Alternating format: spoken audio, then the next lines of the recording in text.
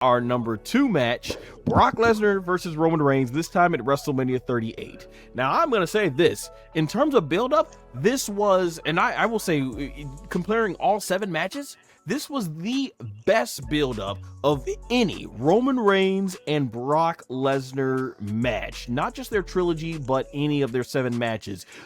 It was a lot of fun. And I think what really helps, because here's the thing, the reason why this match was fun, and it was nowhere near as brutal as WrestleMania 38 as the 34 match, but everything had fallen into place.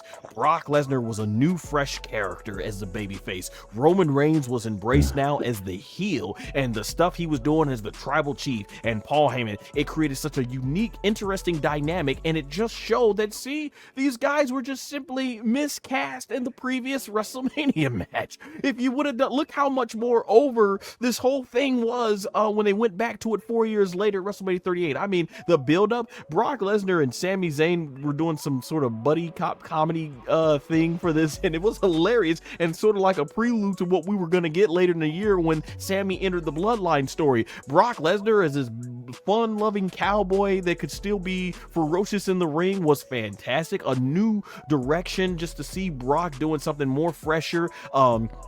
He had this segment with Paul Heyman where Paul Heyman ran, and the amount of distance that Brock Lesnar covers from the ring through the walkway, backstage, through gorilla position to the parking lot was crazy speed. To see that Brock in his 40s is still that much of a huge athlete. And then Roman, he cuts one of the best promos he did during this whole tribal chief run as the champion, where he goes like, "You must be stupid or something." He said, "This is my ring. These are my cameras. These are my people."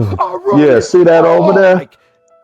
See that over there? Yeah, me. I'm the tribal chief. I'm the one in charge around here. See, that's my announce table, all of it.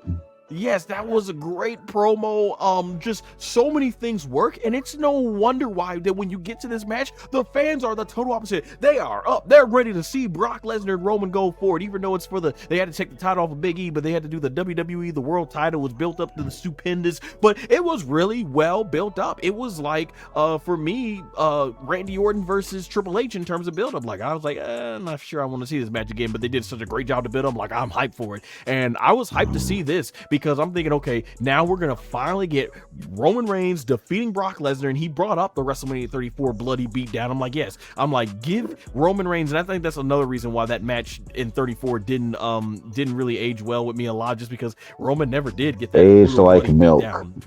Huh? Yeah, it aged like milk and bananas.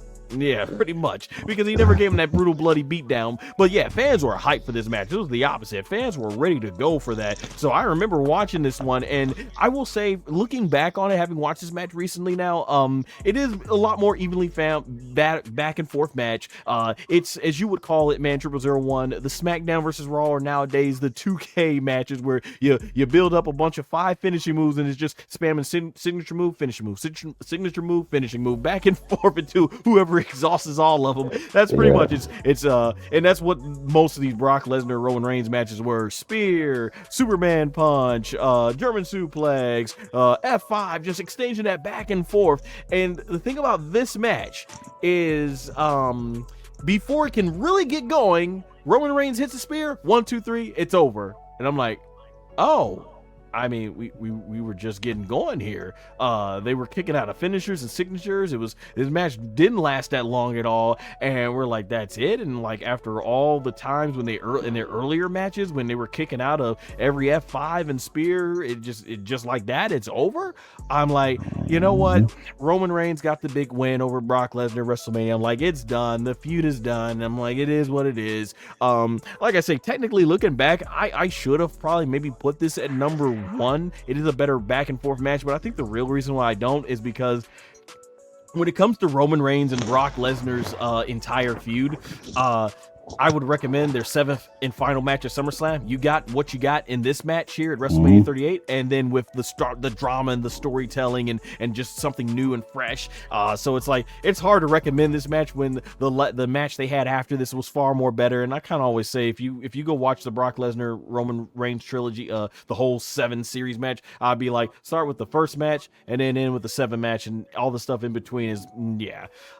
So yeah, I mean, this match just ended before it really got going. But I'll say this much, I did get more enjoyment out of it than that 34 match for sure. Now, man, 0001, you were there in person. What did you think about this being there? It sounded like the audience was way more into this, obviously, than the 34. Yes, they were. Oh, yes, they were. They were firmly behind who they were behind. You had some who were firmly behind Brock Lesnar and some who were firmly behind Roman Reigns. This right here was a match that was very exciting to watch, very exciting to see. And it was a match that, if had it gone on a little bit longer, it could have been number 1, but just didn't quite clinch that number 1 spot, because it was it was a match that definitely had a lot of good build up.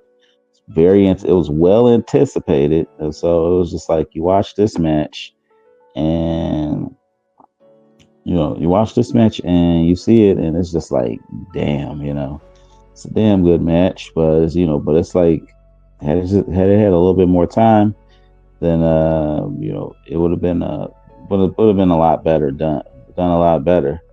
But of course, you have Roman Reigns finish the match with his super effective spear. That's the one when he runs the ropes again, and then he spears them. That's usually game, set, match when he hits that, But like the build up, and then the rumor at the time was Roman Reigns had a shoulder injury, and because he had a shoulder injury, he couldn't have the match continue on, but they had him win because he's a part-timer. It really wouldn't have affected him as if he were a full-timer, but still, definitely, this right here was a pretty good match indeed. I was excited to watch, like, from whoever won was whoever won, but in later years, my opinion of both guys has changed significantly, but right during that time, was done pretty well. The build up, the match was pretty good, and yeah. If you want, if you want, you can go back and watch it. This right here is one of those matches. If you're cleaning up the house or you're doing some homework, you can put that on the background, and you won't be disappointed. But definitely, and this is this right here bookended my first 2-night WrestleMania, because at that point in time I hadn't gone to a WrestleMania since WrestleMania 35. So it's just like, this right here was a pretty good match.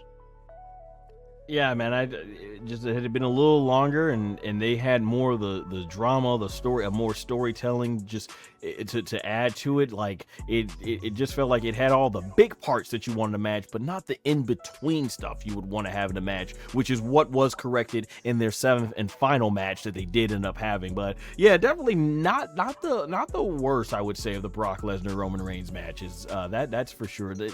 Like, a lot of that stuff you can skip over. It's a lot of the more of the same. This one was that's a lot more better in terms of that.